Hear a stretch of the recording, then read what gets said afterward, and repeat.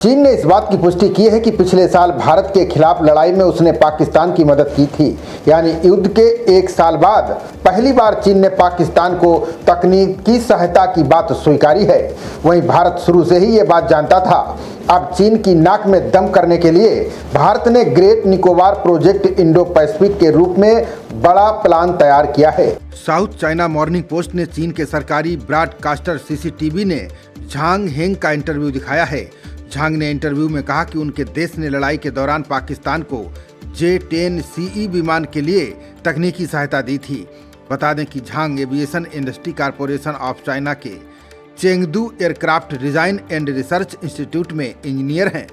ये संस्थान चीन में लड़ाकू विमानों और मानव रहित हवाई वाहनों का डेवलपर है। ऐसे में देखा जाए तो चीन ने भारत पाकिस्तान युद्ध के एक साल बाद पहली बार मदद देने की बात स्वीकारी है। बता दें कि भारत और पाकिस्तान के बीच बीते साल 7 से 10 मई तक 4 दिन तक भीषण सैन्य संघर्ष देखने को मिला था। भारत ने पहलगाम के आतंकी हमले के बाद ऑपरेशन सिंदूर के तहत पाकिस्तान में हमले किए थे। 4 दिन की लड़ाई के बाद 10 मई को दोनों पक्ष सीज फायर पर राजी हो गए थे। दूसरी ओर भारत इस बात को पहले से ही जानता था कि चीन पाकिस्तान की मदद कर रहा है। अब भारत ने महत्वाकांक्षी ग्रेट निकोबार प्रोजेक्ट तैयार किया है। यह एक बड़ा इंफ्रास्ट्रक्चर प्लान है। इसका मकसद देश के सबसे दक्षिणी द्वीपों को एक रणनीतिक, कमर्शियल और मिलिट्री हब में बदलना है। इसे इंडो पैसिफिक क्षेत्र में बड़ा बदलाव लाने वाला कदम माना जा रहा है। खासकर चीन के लिए इसके बड़े असर हो सकते हैं। मीडिया में छपी रिपोर्ट्स के अनुसार great Nicobar island development project Bharat के लिए बड़ा मौका साबित होगा। करीब $10 बिलियन का ये बड़ा प्रोजेक्ट भारत के इस द्वीप को एक बड़े व्यापारिक और सैन्य केंद्र में बदलने की योजना है। इससे इंडो पैसिफिक में ताकत का संतुलन भी बदल जाएगा। ये द्वीप मलक्का स्ट्रेट के पास स्थित है, जो दुनिया के सबसे व्यस्त समुद्री रास्तों में से एक है। इस वजह से भारत को यहाँ से समुद्री व्यापार पर नजर रखने और जरूरत पड़ने पर असर डालने का बड़ा फायदा मिल सकता है। चीन का काफी तेल और व्यापार इसी रास्ते से गुजरता है, इसलिए ये उसकी रणनीति में एक कमजोर कड़ी मानी जा रही है, जिसे मलक्का डिलेमा कहा जाता है।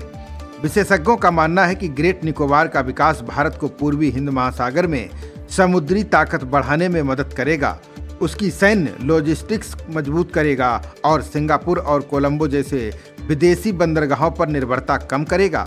ये प्रोजेक्ट इंडो पैसिफिक में भारत की मौजूदगी बढ़ाने और चीन के बढ़ते प्रभाव का मुकाबला करने की बड़ी रणनीति का हिस्सा है। रणनीतिक फायदे के अलावा ये प्रोजेक्ट आर्थिक रूप से भी काफी फायदेमंद हो सकता है। इससे ये द्वीप एक बड़ा लॉजिस्टिक और ट्रेड हब बन सकता है। यहाँ से वैश्विक शिपिंग ट्रैफिक आकर्षित होगा, रोजगार के अवसर बढ़ेंगे और क्षेत्र में कनेक्टिविटी बेहतर होगी। ये भारत के लंबे समय के समुद्री विजन को भी सपोर्ट करेगा। इस प्रोजेक्ट को जरूरी मंजूरियां मिल चुकी हैं, जिसमें नेशनल ग्रीन ट्रिब्यूनल की मंजूरी भी शामिल है। ट्रिब्यूनल ने इसकी रणनीतिक अहमियत को मानते हुए कुछ सख्त पर्यावरणीय शर्तों के साथ इसे मंजूरी दी है। रिपोर्ट में यह भी जिक्र है कि ये प्रोजेक्ट चीन की समुद्री रणनीति को मुश्किल बना सकता है। इससे इंडो पैसिफिक के अहम समुद्री मार्गों पर भारत की पकड़ मजबूत होगी। भौगोलिक नजरिए से देखें तो अंडमान और निकोबार द्वीप समूह, जो करीब 700 किलोमीटर तक फैला है, मलक्का स्ट्रेट में प्रवेश द्वार पर एक तरह से प्राकृतिक एयरक्राफ्ट कैरियर जैसा है, जो भारत को उसकी भौगोलिक स्थिति के कारण मिला है। इस श्रृंखला का सबसे दक्षिणी द्वीप ग्रेट निकोबार है, जो सिंगापुर, पोर्ट कलांग और कोलंबो से लगभग बराबर दूरी पर स्थित है। ये द्वीप सिर्फ मलक्का स्ट्रेट के पास ही नहीं है, बल्कि उसके उत्तरी हिस्से पर एक तरह से नियंत्रण रखता है। खबरों का सिलसिला जारी रहेगा। देखते रहिए जनप्रवाद। नमस्कार।